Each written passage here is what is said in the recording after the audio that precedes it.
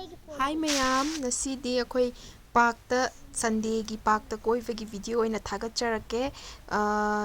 Park chatpagidi akhoi video se namdre yaurangando oina namme. Ado mayam sida park yaure akhoi phambam spot sida oire. Ado sida akhoi gi chana thaknaba mayam lunch se park to oina angang sanaba yengbo oina picnic ki type ta dum charurase na packing mayam tawra lae ayupta thong thak tawraga. Ado nasigi lunch ti sida oina tawrani mayam sida lairiba magi keno ma'am से थोंग थागा पुरीब ma'am से चाक लेरे इरोंब लेरे chicken अताउब लेरे चंफुट लेरे अदगिदी सलाद खरगा लेरे ma'am लफु iron बने दो सीजा plate ता अखोई लाइबा मी सिंगजिगी अममम ता ओइना खाइदोखिगे मैम वीडियो से लोइबा फौबदंग येंगबियुको mayam sise aina chicken je atawba hai habidi ngauraga thongmani mahi yaudabida kangna thongmani atawba nate haibada soigre mayam ngakpi gani ado sida akhoi ki hujik lunch sana banena plate sida mathen mayam se hape sida na lafu iromba hape mathak sida phakpai ne ei maroi marang khara ne adagi tuning kok ne soijalaga hapane sise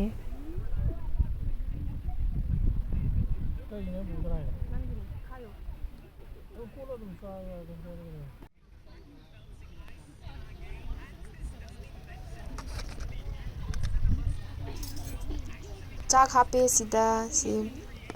केनो लेरे दो कोई चीज केनो उली कोई street food के लेरक केनो दो मोइन स्ट्रीट फूड योनबा आलू मुरी अदगिदी चना केनो तो हाबदी मिक्स तौरगा योनबदो दो सिदा mayam gi loina hapa loire mai masa masai plate loina khaire do sida mukbang matek ama tawjarake mayam gi bita oina yam hawramme cha hingjang singje nasai to hobe thong bane do sida mukbang macha am tawthoe aina scenery siga yamna u achauba makha makongda phammaga charaga si aigi iche ne iche ahan hi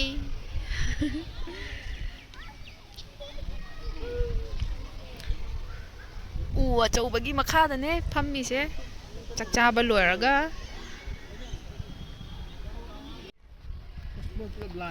mayam sise kabok se thadabada nga mogi nga yo ga thammebako ising pukri macha macha gumbada ado nga mayam se kabok thadabada loina kabok chaba lai nga yam chaw chaw bu sulai macha macha sulai nga yam yame nga singje urumdadi pakna leite nungsa saba jagada leibako duga nong gumba chuba adagidi ingba matam winter gumba didi nga se thoklakte khoina kabok thadarasu aduna hujikti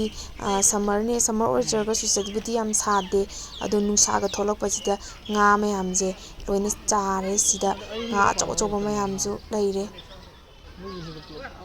uyengwa da chatrise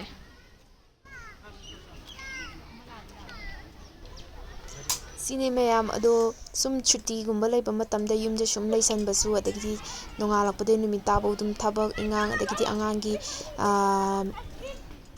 school gi kai gi adagidi ai gi thabak angang tuition lobo kopase yamna stress lei haina nasi sunday numisida enjoy kitang stress to kauthoknaba oina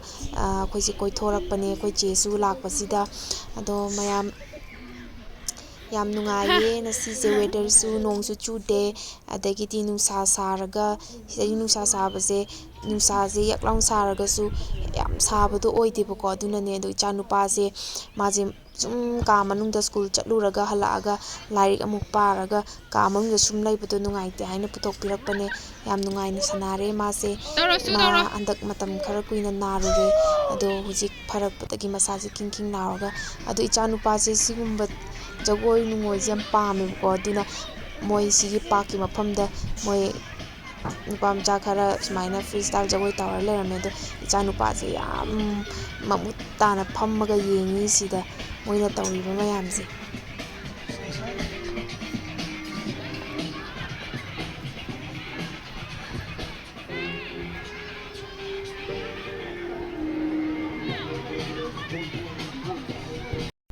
This is some clips of the photo that we have clicked. So thank you for watching my video. Keep supporting me and see you in my next video, everyone. Bye.